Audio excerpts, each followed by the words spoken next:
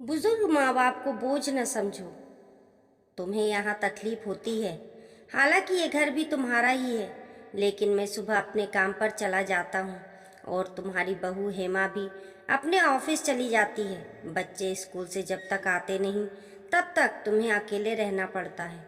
और देखो, तुम्हारी तबीयत भी ठीक नहीं रहती, इसलिए मैंने सोचा है कि पास में एक हॉस्पिटल है, वहाँ तुम्हारे रहने का इंतज़ाम कर दूँ। कुछ दिन में आप ठीक हो जाएंगी तो फिर घर ले आएंगे। कमला देवी बेटे विवेक की बातें सुनकर चुपचाप सुन ही जमीन की तरफ देखते हुए हामी में सिर हिला दिया।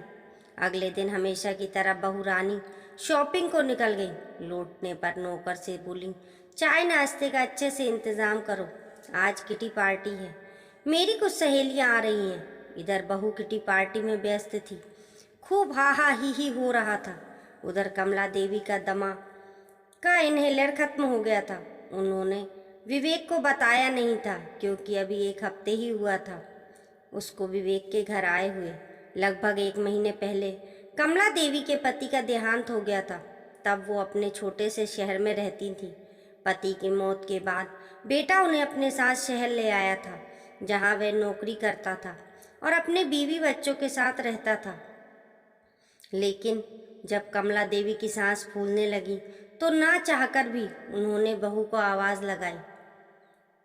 बहू की सहेलियों ने बताया कि तुम्हारी सास आवाज़ दे रही हैं। हेमा चेहरे पर झूठी मुस्कान सजाकर उठी और सास के कमरे में घुसते ही गुस्से में बोली, देखो, आपको शहर के बारे में मालूम नहीं है, ऐसी किसी पार्टी के बीच में बुलाया नहीं जाता। कमला देवी खांसे जा रही थी, उनकी सांस घुट रही थी। हेमा बड़बड़ाई जा रही थी, अब मुझे मत बुलाना, जो चाहिए नौकर से बोल दो। कमला देवी की बात सुने बिना ही हेमा बाहर किटी पार्टी में व्यस्त हो गई। कमला देवी की हालत बहुत गंभीर हो गई थी, अस्थमा का अटैक हो गया था। अचानक से उन्हें याद आया। उन्होंने अपने बक्से को खोला, उसमें एक पुराना पर्स था। उसे जल्दी से खोला, उसमें एक पुराना आधा इस्तेमाल किया हुआ इनहेलर था।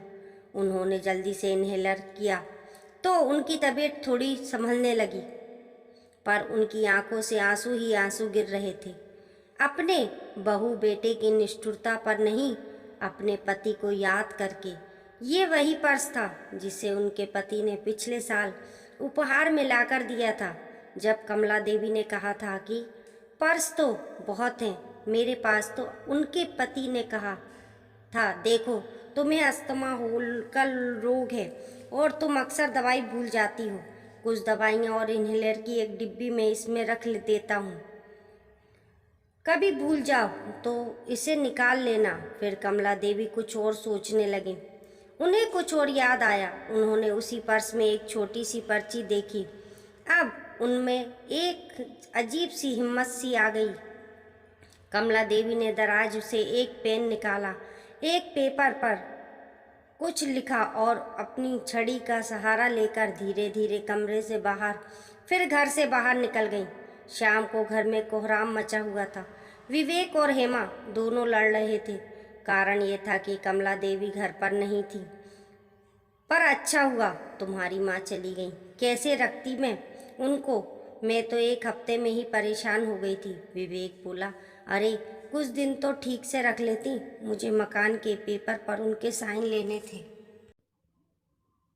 उसके बाद तो हॉस्पिटल के बहाने वृद्धाश्रम में रखने की बात कर ली थी। अब कहाँ ढूंढूं, पता नहीं कहाँ चली गई। तभी विवेक के फ़ोन पर एक कॉल आता है। विवेक, हाँ बताइए। दूसरी तरफ से, सर, हम वृद्धा आश्रम से बोल रहे हैं। विवेक, आपको मेरा नंबर कहाँ से मिला? वैसे मैं आपसे मिलने वाला था। नहीं सर, आप जिन्हें पहुँचाना चाहते थे वो यहाँ आ गई हैं और उन्होंने कहा है कि आप जिस कागज़ को लेने यहाँ आएंगे वह उनके कमरे की दराज में है और उस पर साइन भी कर दिए हैं। ये कहकर फ़ोन काट दिया गया। फ़ोन रखकर प्रबंधक ने कमला देवी को बड़े सम्मान से देखा। कमला देवी बड़े शांत भाव से अपने कमरे के पलंग पर बैठी हुई थी। उन्होंने फिर से वो पर्ची अपने पर्स से निकाला और पढ़ने लगी, जिसमें उनके पति ने लिखा था कि ये तभी पढ़ना जब मैं ना रहूं। तब कमला देवी ने कहा था कि तब तो मैं इस कागज़ को फाड़ देती हूँ, लेकिन उनके पति ने उनको ऐसा करने से मना कर दिया था। आज वही पर्ची उन्होंने पढ़ा जब उनके जान पर बन आई थी और उनको लग रहा था बची खुशी जिंदगी कैसे कटेगी। उस कागज़ पर एक पता और एक नंबर था जो उनके पति के एक दोस्त का था और इसी शहर में रहते थे, जिन्हें कमला देवी ने आश्रम से बाहर निकाल कर फ़ोन किया। उस पर्ची में ये भी लिखा था, कमला, मैं रहूं ना रहूं तुम्हें किसी का मोहताज नहीं होना पड़ेगा।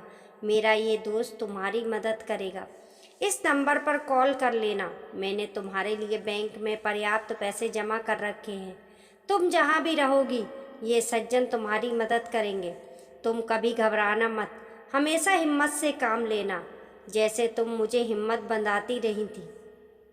कमला देवी को याद आने लगा कि मजाक में ही सही पति को कितना ताने दिया करती थी। कभी एक साड़ी लाकर नहीं दिया, कभी घुमाने फिराने लेकर नहीं जाते। आज कमला जी बहुत खुश थीं और आसमानों की तरफ देखा कि दूर आसमानों के उनके पति मुस्कुरा रहे हैं, क्योंकि आज पति का ये उपहार ना सिर्फ उसमें स्वाभिमान भर गया, बल्कि उनका हृदय इस प्रार्थना से भर उठा कि धन्यवाद आपका और दुनिया का हर पति अपनी पत्नी को ऐसा एक उपहार अवश्य दे।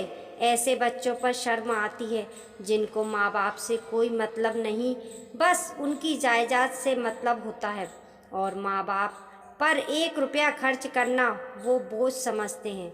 ऐसा नहीं होना चाहिए। माँ बाप के ऊपर तो हमें खुशी खुशी सब कुछ कुर्बान कर देना चाहिए।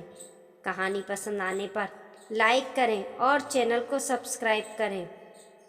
कमेंट बॉक्स में बताना ना भूलें आपको आज की कहानी कैसी लगी। मिलते हैं फिर एक नई कहानी के साथ।